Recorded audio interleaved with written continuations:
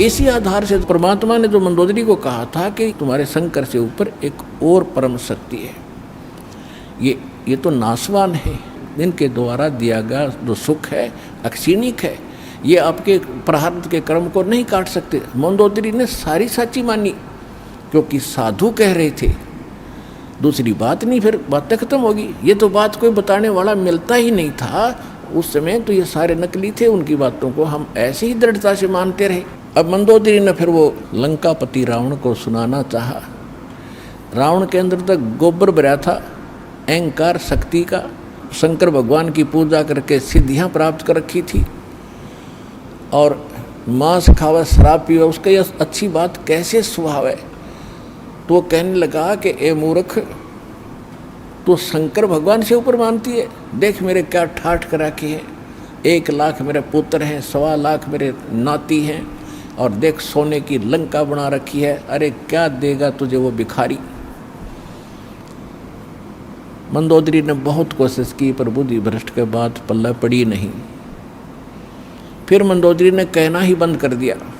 उसके बाद फिर क्या होता है कि उसने सोचा तर और कोई मेरी चर्चा सुनने वाला नहीं, ये ऐसा ज्ञान है इंसान दूसरे को सुनाए बिना रह नहीं सकता। तो उसने अपने देवर रावण के छोटे भाई विभीषण से समझाया ये ज्ञान, और विभीषण ने ये ज्ञान स्वीकारा और विभीषण ने भी परमात्मा से दीक्षा ली और वो भक्ति की।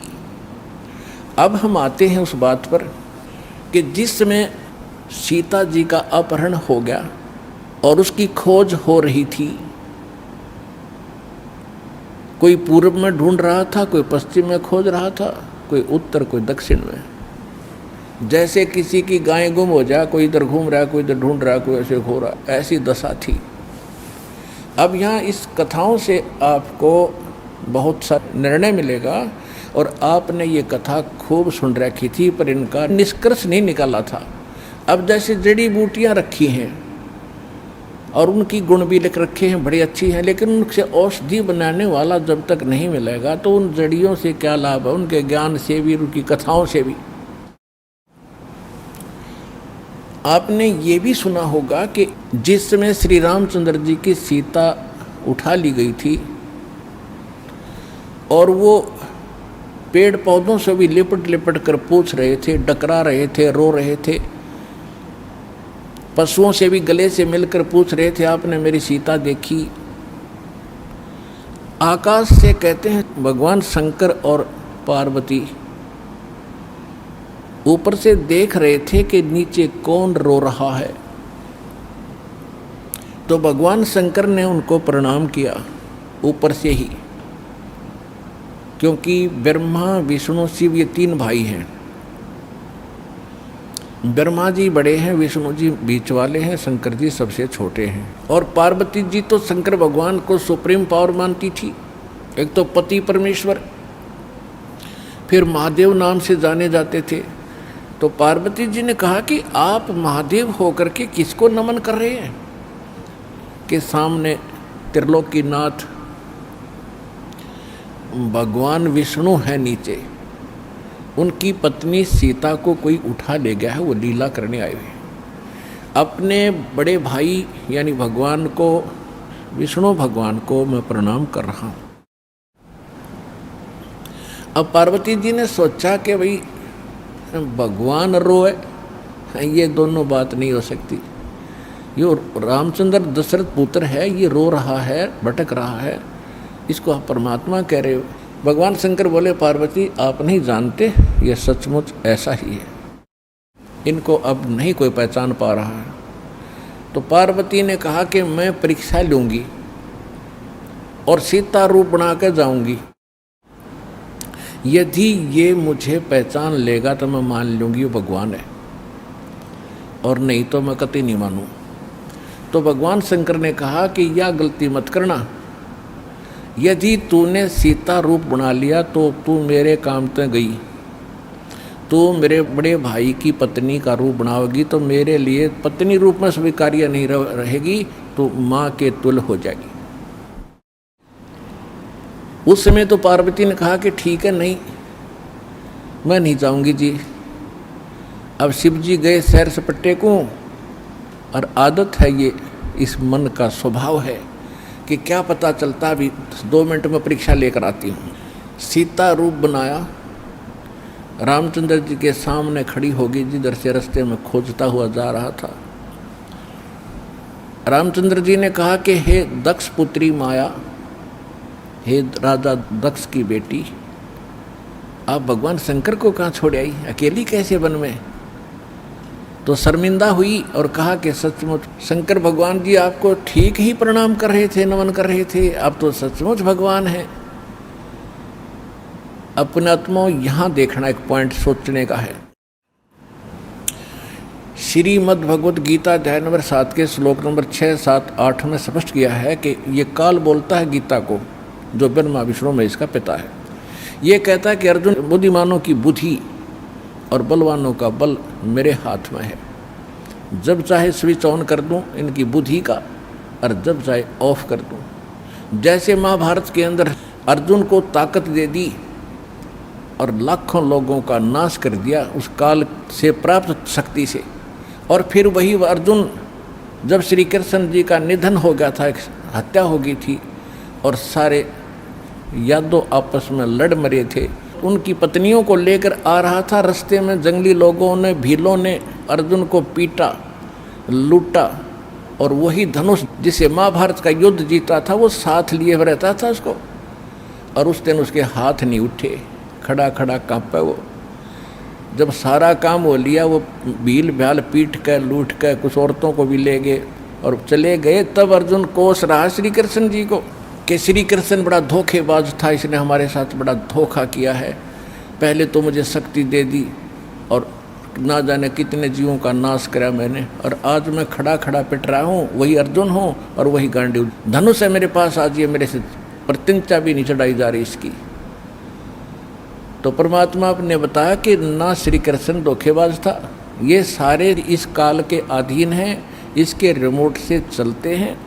तो उसी ने, काल ने जब विनाश कराना था महाभारत का, तो अर्जुन को ताकत दे दी और फिर वापस ले ली, उसने अपना काम करा दिया जो करना था नाश।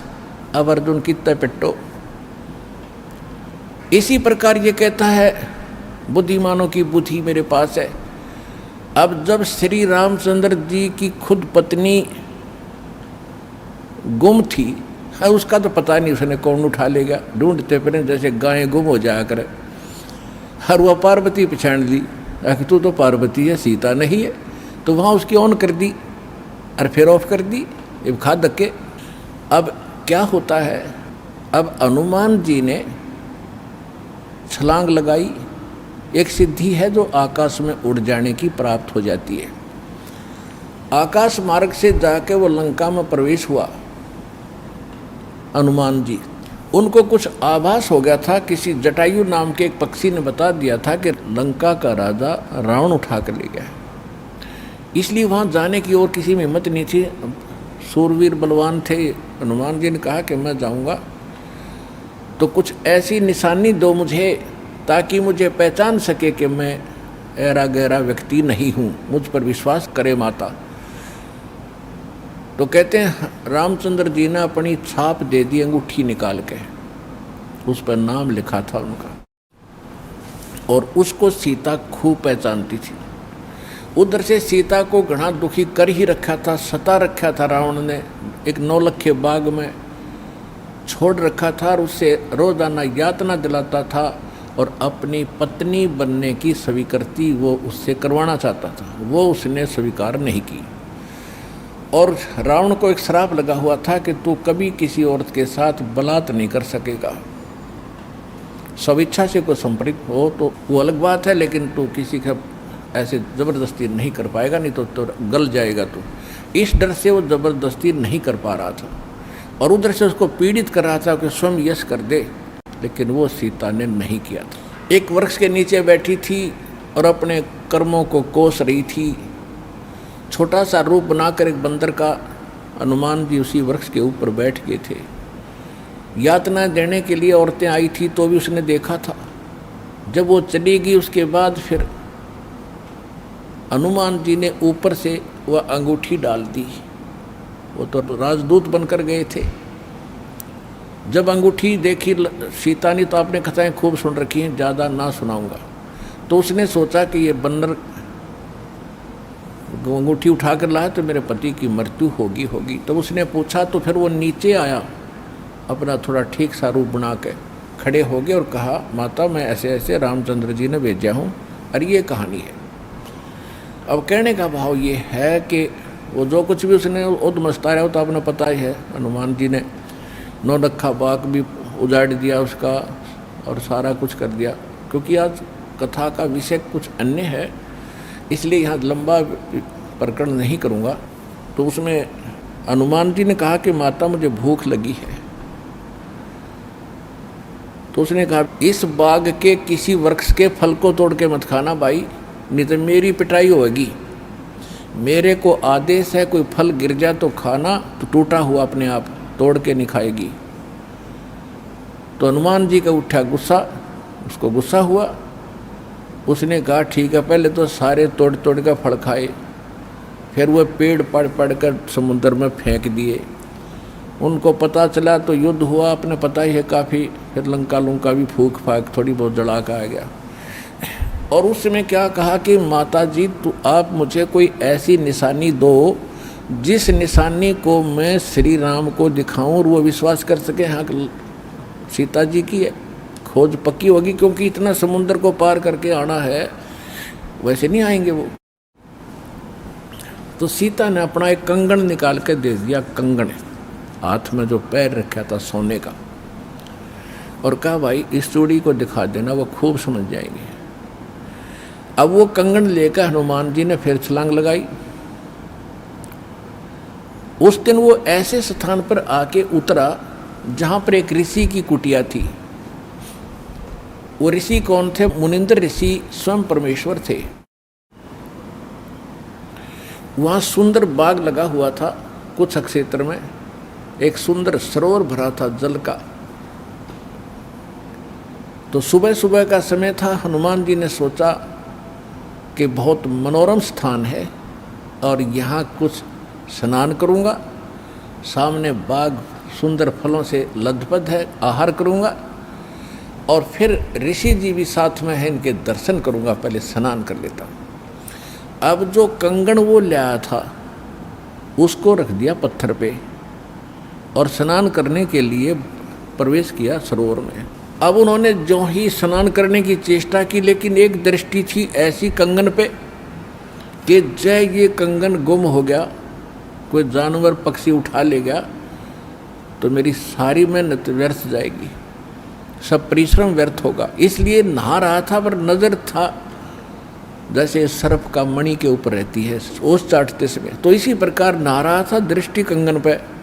इतने में एक बंदर आया, दौड़ा दौड़ा और कंगन उठाकर भाग लिया। आगे आगे बंदर, पीछे पीछे हनुमान। उस ऋषि के आश्रम में बंदर प्रवेश कर गया। बाहर आंगन में एक घड़ा रखा था, अच्छा बड़ा घड़ा। बंदर दौड़ता दौड़ता घड़े में कंगन डालकर आगे भाग गया। अब सुक्की सांस ली कि कोई बात नहीं, ये समुद्र में डाल देता तो बात तो बिगड़ जाती, गड्ढे में डाल गया। फिर धीरे धीरे चले हनुमान जी। पहले गड्ढे में देखा उसने, ऋषि को तो पीछे प्रणाम करना था, तो घड़े में क्या देखा कि घड़े के अंदर ऐसे ऐसे कंगन हजारों की संख्या में पड़े, सेम टू सेम। अब उसने सोचा भाई मैंने तो इतनी पहचान नहीं, कोई कंगन कौन सा है। और श्री रामचंद्र जी तो सारा जानते हैं, उनके कंगन के ऊपर सारी निशानियों को पहचानेंगे, और मैं कोई गलती से दूसरा उठा ले गया तो वो मानेंगे नहीं। इसलिए वो ऋषि जी के चरणों में प्रणाम किया। परमात्मा ने मुनिंद्र रूप में बैठे थे, पूछा कि पहलवान कैसे आए। हनुमान जी ने कहा कि ऋषि जी आप कौन सी दुनिया में रहते हो। मुनिंद्र जी ने कहा क्या बात है, मैं तो इसी पृथ्वी धरातल पर ही तो रहता हूँ, कि आपको नहीं पता आज श्री राम के ऊपर कैसी आपत्ति आई है, ऐसे ऐसे उसकी पत्नी गुम हो गई थी, वो माता की खोज करके मैं आया हूँ। तो परमात्मा ने पूछा कि भाई कौन से राम की बात कर रहा तू। वो कहता है अच्छा कमाल करते हो ऋषि जी, आपको यही नहीं पता राम कौन है। परमात्मा ने कहा बताओ तो श्री के दशरथ पुत्र श्री रामचंद्र जी, उनका वनवास हुआ था, ऐसे ऐसे सीता उठा ली थी और आज मैं खोज करके आऊँ ऋषि जी। परमात्मा बोले कि ऐसे ऐसे 30 करोड़ राम हो लिए तेरे, और तेरे जैसे हनुमान यही लीला करते रहे। तो हनुमान जी ने सोचा कि ऋषि के साथ ज़्यादा बहस करना उचित नहीं और अपना काम करूं और चलूं। कहने लगे ऋषि जी और बात छोड़ो आप, कि मेरे सामने एक समस्या आ गई है कि ऐसे ऐसे मैं कंगन लाया था माता के हाथ का, और वो कंगन मैं स्नान कर रहा था, एक बंदर ने उठा के आपके घड़े में डाल दिया। तो परमात्मा बोले ले जा कंगन भाई, जा फिर अपना कर काम, जाओ हनुमान जी ले जाओ कंगन, निकाल ले जाओ, करो जो तूने करना। कहने लगे जी समस्या ये है कि इसमें और भी बहुत से कंगन पड़े हैं और इन कंगनों में पहचान नहीं कर पा रहा हूँ मैं, मेरा वो भगवान सीता जी वाला कौन सा है। परमात्मा बोले अरे भले आदमी तुम लाने वाला और तुझे पता नहीं तो मैं क्या बताऊँ, फिर खोज ले कौन सा है तेरा। तो चिंतित हो गया कि भगवान दया करो। परमात्मा बोले कि जौन सा चाहे वो उठा ले जा और सेम टू सेम पाओगे, इसमें कोई दिक्कत नहीं। कैसे कैसे फिर ये कंगन आए कहाँ से आपके पास, कि अब सुन मैं कथा सुनाऊंगा तेरे को। जैसे ये रामचंद्र जो आत्मा है ये विष्णु जी की आत्मा है, ऐसे ऐसे न जाने कितनी बार धक्के खा लिए इसने, कितनी बार जन्म लिया, कितनी बार मर लिया। तो प्रत्येक त्रेता युग में ये ऐसा ही होता है और मैं यहीं बैठा हूँ जब का, मेरी तो बहुत युगों की आयु है, मैं यहाँ बैठा हूँ। पहले इन बातों पर किसी को अविश्वास नहीं होता था। तो हनुमान जी से बताया कि तेरे जैसी आत्मा हनुमान ना जाने कितने बन करा लिए और कितने ये ऐसे कंगन ले लेकर आए हैं, इसी प्रकार वो बंदर उठा के इसमें डालता रहा है। तो हनुमान जी ने पूछा कि हे ऋषिवर, मान लिया आपकी बात, जो कंगन लेकर हनुमान आता होगा तो वो कंगन तो लेकर भी जाता होगा, कहाँ लेकर जाता है, इस घड़े में मेरी आशीर्वाद से ऐसी पावर है कि डुप्लीकेट कॉपी तुरंत बना देता, एज इट इज 1 के 2 कर देता है। और नहीं विश्वास है तो ले ये कटोरा उठा के कोई दिया ले इसमें डाल के देख ले। हनुमान जी ने कटोरी उठा कर उसमें डाली, तुरंत 2 होगी 1 जैसी। अब वो दोनों को देख रहा कि सचमुच ठीक है। तब हनुमान जी को कुछ विश्वास हुआ कि संत नहीं, ये कोई और ही महापुरुष हैं, बड़े सिद्धि युक्त हैं और सारी कथा को सही जानने वाले हैं। लेकिन कहा महाराज मैं आपकी बात से सहमत हूँ, होगा कोई और भगवान, पर अब मुझे समय नहीं आपकी सारी बात सुनने का, क्योंकि मैं परमार्थ के काम में लगा हूँ। परमात्मा बोले भाई ठीक है, ले जाए, कोई कंगन निकाल ले जाए बेटा, सारे एक जैसे मिलेंगे। वो उठा कर ले गए कंगन को, लेकिन हनुमान जी को फिर भी विश्वास नहीं हो रहा था। जब श्री रामचंद्र जी को दिखा दिया और रामचंद्र जी ने ओके कर दिया, जब हनुमान जी को संतोष हुआ कि 3100 की 100 सच बात है, वो उधर से वो ऋषि की घटना भी नहीं भूल पा रहा था, उधर से फिर युद्ध भी शुरू होना था। कहने का भाव ये है, बात फाइनल होगी कि सीता वहाँ है, सारे लक्षण बता दिए, और वो कंगन को देखकर रामचंद्र जी को विश्वास हुआ। अब समस्या आई कि उसके ऊपर पुल बनाएंगे समुद्र पर। वो कथा आपको सुना दी कि 3 दिन तक स्वयं रामचंद्र जी घुटनों पानी में खड़ा होकर के याचना करता रहा। तीसरे दिन जब उसने कहा लक्ष्मण से कि बड़ा अग्नि बांध दे, ये लातों के भूत बातों से नहीं मानते, इसको फूंकता हूँ। 3 दिन हाथ जोड़ता रहा कि हे सागर राज मुझे रास्ता दे दो, ये मान नहीं रहा। तब विपर रूप धारण करके समुद्र आया। उसने कहा कि भगवान ऐसा ना करो, इसमें ना जाने कितने जीव जंतु हैं, सब नष्ट हो जाएंगे, आपको पाप लगेगा। और ये जल सारा समाप्त होगा तो ये गड्ढा बन जाएगा, हजारों किलोमीटर गहरा, आप फिर भी नहीं जा सकते। कि हे रामचंद्र जी, ऐसा काम करो, सर्प भी मर जाए लाठी ना टूटे। तो वो कारण जानना चाहा तो समुद्र ने बताया कि आपकी सेना में ये नल नील नाम के 2 ऐसे भक्त हैं जिनको इनके गुरुदेव का आशीर्वाद है कि इनके हाथों से पत्थर भी तैर जाते मेरे ऊपर, और कोई चीज़ यहाँ पर फ्लोट नहीं कर सकेगी। अपने आत्माओं यहाँ मान बढ़ाई खत्म करती है। और जितने भी वहाँ आसपास ऋषि महर्षि भगत लोग थे, वो विष्णु पुजारी होते ही थे उस टाइम। तो सब ने पता चला कि विष्णु के अवतार श्री राम आए हैं, श्री राम की पत्नी उठा ली गई है, पता चल गया है वो रावण के यहाँ है, उसके ऊपर चढ़ाई करेंगे, लड़ाई करेंगे। वो मान नहीं रहा। तो नल और नील ये भगत सारे पहुँच गए सेना में, क्योंकि भगत तो हेल्प करें, दुखी ऐसा है कि।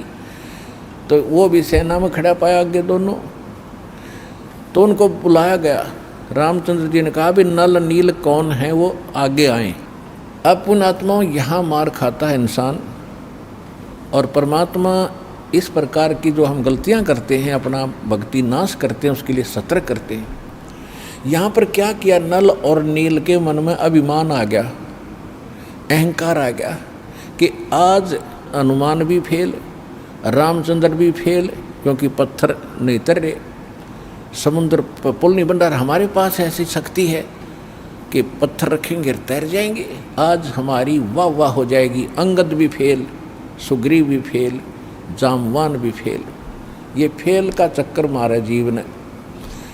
तो उस दिन वो आए, ना मालिक याद किया।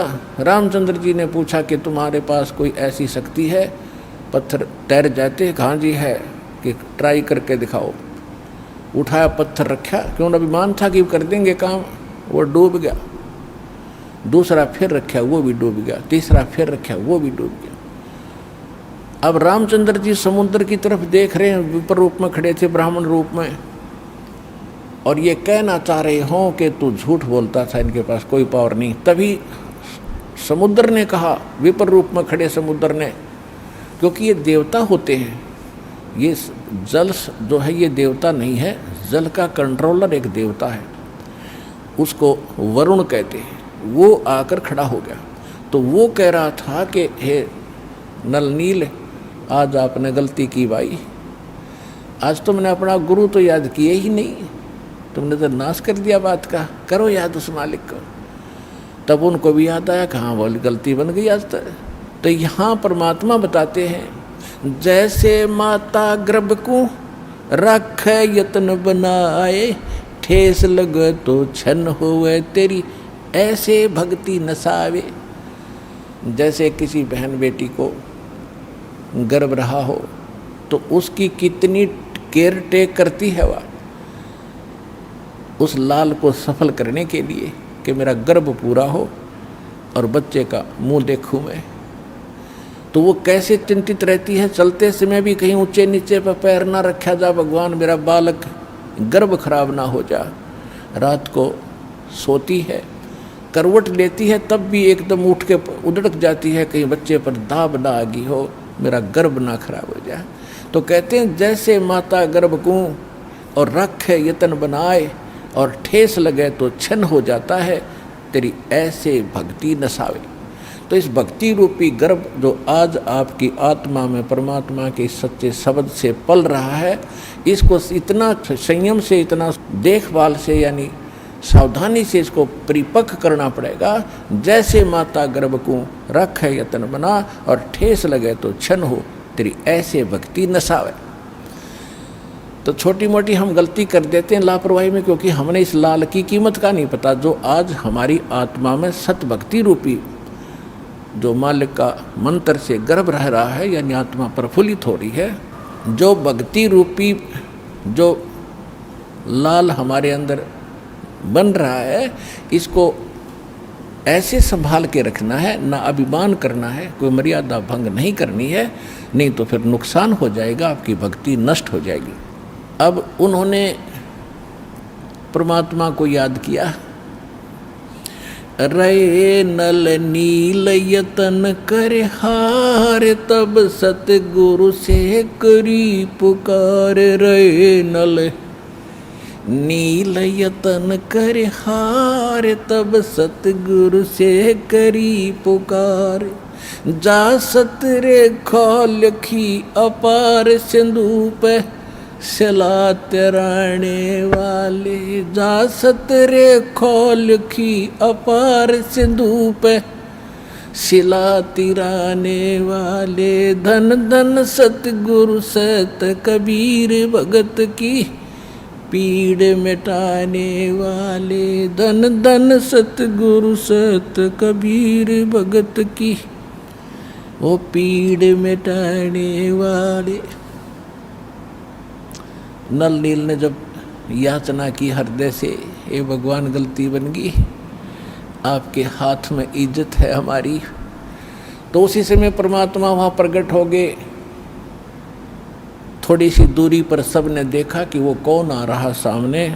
नल नील ने भी देखा, ये तो मेरे गुरुजी आगे, हमारी पुकार सुन ली इन्होंने। जब मुनिंदर जी निकट आए, सभी ने दंडवत प्रणाम किया। श्री राम ने, हनुमान ने, सब ने। हनुमान जी ने देख लिया, बाबा जी तो वही है भाई, ये तो बिल्कुल सही, ये तो शक्तिशाली ऋषि हैं। लेकिन उस समय और वार्ता करने का समय नहीं था। जो समस्या थी वह उनके सामने अड़ी हुई थी। तब श्री रामचंद्र जी ने मुनींद्र ऋषि से अर्ज की थी, भगवान आज हमारे सामने ये समस्या आई है। अभिमानी रावण हमारी याचना नहीं मान रहा है। हमने उसे खूब दूत भेजकर, अंगद को, हनुमान जी को, सबको भेजकर उससे प्रार्थना कर ली है, इसको लौटा दे मेरी पत्नी को। वो माना नहीं। अब नहीं माना तो हमें युद्ध करना पड़ेगा और उसके लिए रास्ता चाहिए समुद्र पर। समुद्र रास्ता दे नहीं रहा। इसने विधि बताई कि आपके शिष्यों के पास यह शक्ति थी। मेरा दुर्भाग्य कि आज इनके हाथों में भी शक्ति नहीं रही। तो परमेश्वर ने कहा कि आज के बाद इनके हाथों में यह शक्ति रहेगी भी नहीं। इन्होंने बहुत बड़ी गलती की है, जो मैं रोज़ बताता हूँ कि अभिमान से भगवान कोसों दूर है। और इतने दिन के बाद इतना दुख था इनके ऊपर, इन्होंने फिर बकवास कर दी। अब इनके पास यह शक्ति नहीं रही। तो श्री रामचंद्र जी ने कहा कि हे ऋषिवर, मेरी समस्या का समाधान करो। जब आप अपने बच्चों को, अपने शिष्यों को आशीर्वाद दे सकते हो सिला तिराने का, तो आप खुद भी कृपा बरस सकते हो, मेरे लिए लंका में जाने का रास्ता बना दो। तब परमेश्वर ने कहा, ठीक है भाई, मेरा वचन है तेरे बाप तय। परमेश्वर ने कहा था कि तेरे बाप से मेरा वचन है कि तेरा पुल बनवाऊंगा। अब ये रामचंद्र जी का समझ में नहीं आई कि मेरे बाप से और क्या वचन है, इनका क्या वायदा है। परमात्मा ने अपनी प्यारी आत्मा धर्मदास जी को बताया था कि जब मैं प्रथम सतयुग में सतलोक से यहाँ आ रहा था, तो बीच में इस काल की एक तपस्या है, वहाँ पर जीव दुखी किए जा रहे थे और मैं जोग जीत रूप में अपने पुत्र के रूप में वेशभूषा में था। तो इसने पहले मेरे साथ कुछ बकवास करी थी, ज्योति निरंजन ने इसकी पार नहीं बसाई थी, तो मेरे चरणों में गिर गया था। और इसने मेरे से वचनबद्ध करवा कर कुछ प्रार्थना की थी कि कुछ और सुविधा मुझे देना। उनमें से एक तो ये थी कि मेरा पुत्र विष्णु श्री राम रूप में जाएगा, और ऐसे उसके प्रारब्ध में लिखा है कि उसकी पत्नी को रावण उठाएगा, समुद्र पर पुल नहीं बनेगा, आपके बगैर वहाँ कोई कृपा नहीं कर सकेगा, उसकी हेल्प नहीं कर सकेगा। तो परमात्मा ने स्वीकार किया था कि मैं ये काम भी करूँगा। फिर दूसरा वर्ग क्या था कि वो फिर समुद्र के ऊपर उसने जो तीर त्यार दिखा के ज़बरदस्ती धमका के रास्ता लेना चाहा था, इसका प्रतिशोध समुद्र लेगा। वो क्या करेगा कि जब ये श्री कृष्ण रूप में जाएगा और फिर ये क्या करेगा, बाद में मृत्यु के उपरांत एक राजा को दर्शन दे करके जगन्नाथ का मंदिर बनवाना चाहेगा अपनी महिमा बनाए रखने के लिए। तो उस पुरी के स्थान पर जो जगन्नाथ मंदिर बनवाओगा, उसको समुद्र इस प्रतिशोध में नहीं बनने देगा कि इसने मेरी बेइज्जती की थी तीर दिखा के राम रूप में। इसका प्रतिशोध लेगा और वो मंदिर न बनने नहीं देगा, बार बार तोड़ेगा। आप उसका मंदिर बनवाना। क्योंकि बच्चे हट कर लेते हैं तो वो मानते नहीं हैं, तो इसलिए वो कह रहा था जी आप दया करिए, वो मानेगा नहीं। तब परमेश्वर ने कहा था तथास्तु। और भी कई चीज़ें कही थी कि दूसरा ये मांगा था कि 3 युगों में जीव थोड़े पार करना। क्योंकि परमात्मा ने कहा था कि मैं कलयुग या तेरे नीचे के लोकों में जाऊंगा और तूने सबको मिसगाइड कर रखा है, सच्चा भगवान सच्चा ज्ञान छुपा रखा है, मैं सच्चाई बताऊंगा और सबको ज्ञान दूंगा, ऐसी भक्ति और नाम दूंगा, सभी तेरे लोक से पार होकर सतलोक जाएंगे।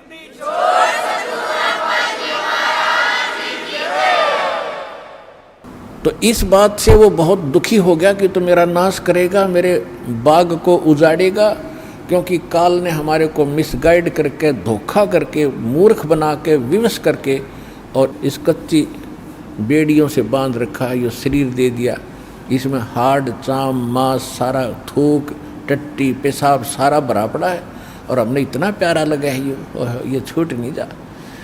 परमात्मा कहते इतना बढ़िया शरीर दूंगा, वहाँ जाकर ना नाड़ी होगी, ना नस होगी, ना कोई बीमारी, ना हारी, ना कोई बीपी हाई, ना लो होगा। तो वो हमने पता ही नहीं था कोई ऐसा भी स्थान है जहाँ ऐसा सुख है। तो परमात्मा ने कहा था तेने क्या हाल कर रखा उन बच्चों का सारा, कोई गधा बना दिया, कोई कुत्ता बना दिया, और जो मनुष्य वो कौन से सुखी हैं, उनको ऐसा ज्ञान दूंगा और ऐसा मंत्र दूंगा वो यहाँ भी सुखी होंगे, मेरे साथ सतलोक जाएंगे। तो इस बात से वो दुखी हो गया था काल कि तो नाश करेगा मेरे बाग न उजाड़ेगा। भगवान का पता लग गया, सच्चे स्थान का पता लग गया तो यहाँ कौन रहेगा। तो तब उसने चरणों में गिर के रा करके कबीर भगवान से याचना की थी कि 3 युगों में जीव थोड़े ले जाना और चौथे युग में आप कितने ले जाना। और फिर ये पुल बनवाने का, जगन्नाथ के मंदिर को बनवाने का ये भी प्रॉमिस करवाया था। जब उसने सारा परमात्मा ने प्रतिज्ञा कर ली थी तो फिर ये खलनायक है, ये विलियन है, धोखेबाज और ठग है, इसने तुरंत अपना आंखें बदल ली और कहा जाओ जोग जीत संसारा, जीव न माने कहा तुम्हारा। कहते हैं 12 पंथ करूँ मैं साजा, नाम तुम्हारा ले करूँ आवाजा, और 12 पंथ नाम जो ले ही वो मेरे मुख में अंश मोही। और पहले अंश हमारे जाई और पीछे अंश तुम्हारे आई, और जाइयो जोग जीत संसारा। परमात्मा ने कहा था कि फिर मैं त्रेता युग में जाऊंगा, ठीक है भाई, चौथे युग में जाऊंगा कलयुग में और फिर पार कर लूँगा। तूने गलती तो मेरे से करवा ही ली। वैसे मालिक ने गलती नहीं की, दाता को पता था कि सतयुग त्रेता द्वापर में ये दुखी नहीं होंगे, और जब तक जीव दुखी नहीं होगा इतना भगवान नहीं पहचान सकता। इसलिए दाता ने जानबूझकर उसको यश कर दी थी, और वो बन गया था सियाना, अपने आप में इंटेलिजेंट बन रहा था कि मैंने रोल मार ली भगवान की, हैं मैंने इनकी अकल मार ली, मालिक ने अकल मारी उसकी। अब वो क्या कह रहा था कि देख लेना कलयुग जब आएगा, पहले मैं अपने दूत भेज कर ऐसा गलत प्रचार करवा दूंगा, ब्रह्मा विष्णु महेश तक सीमित कर दूंगा, कोई पत्थर कोई पानी कोई मंदिर कोई मस्जिद गुरुद्वारों में बांध दूंगा, और पहले अंश हमारे जाई पीछे अंश तुम्हारा आई, जाओ जोग जीत संसारा, जीवन मन फिर कहा तुम्हारा। कि पहले मेरे दूत जाएंगे और सारा उल्टा ज्ञान, उल्टा भगवान, उल्टा विधान सबको बता देंगे, गलत मंत्रों से रटा देंगे। ये राधा स्वामी पंथ, धन धन सतगुरु पंथ, निरंकारी पंथ, ये रासाराम जैसे ये सारे नकली पंथ काल के चलाए हुए। तो परमात्मा को पता था कि इसने कर लेते सारे जुगाड़ अपने, और जब मेरा दास जाएगा ऐसे समय में जब इनके परिपक्व हो चुके होंगे सारे पंथ, इन्हें जो कहना सुनना होगा वो सब कह चुके होंगे, जो ज्ञान देना होगा वो दे चुके होंगे, जो नाम देना होगा वो नाम दे चुके होंगे। और जब मेरा दास जाएगा वो प्रमाणित करके दिखाएगा कि सच्चाई ये है, झूठ ये है, तो 2 मिनट में मेरे बच्चे मुझे पहचानेंगे और मेरे पास आ जाएंगे।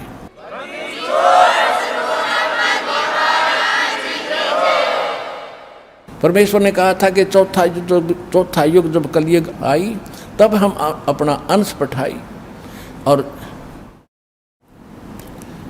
घर घर देखो बोध विचारा, और सत्य नाम सब ठोर उचारा। तो इस प्रकार परमात्मा ने जो बताया था कि चौथा युग जब आएगा और कलयुग बीतते 5500 पाचा, जब ये वचन मेरा होगा साचा, कलयुग बीत जावे जब एता, सकल सृष्टि सभी प्राणी परम पुरुष पद चेता, कि जब वो कलयुग 5500 वर्ष बीत जाएंगे तब ये मेरी बात सच्ची होगी कि घर घर में सतनाम का जाप होगा, घर घर में मेरे ज्ञान की चर्चा होगी। लेकिन ये उस समय सच्चा होगा जब कलयुग 5505 बीत जाएगा, और उस समय सभी को पता होगा कि एक परम पद है। कौन सा? गीता अध्याय नंबर 18 के श्लोक नंबर 62 में, जिसके विषय में कहा कि अर्जुन तू सर्वभाव से परमेश्वर की शरण में जा, उसकी कृपा से तू परम शांति को और सनातन परम धाम को, शाश्वत स्थान को प्राप्त होगा। गीता अध्याय नंबर 15 के श्लोक नंबर 4 में कहा कि तत्वदर्शी संत की प्राप्ति के उपरांत उस तत्व ज्ञान से इस अज्ञान को काटकर उसके पश्चात परमेश्वर के उस परम पद की खोज करनी चाहिए, जहाँ जाने के बाद साधक कभी लौटकर संसार में नहीं आते।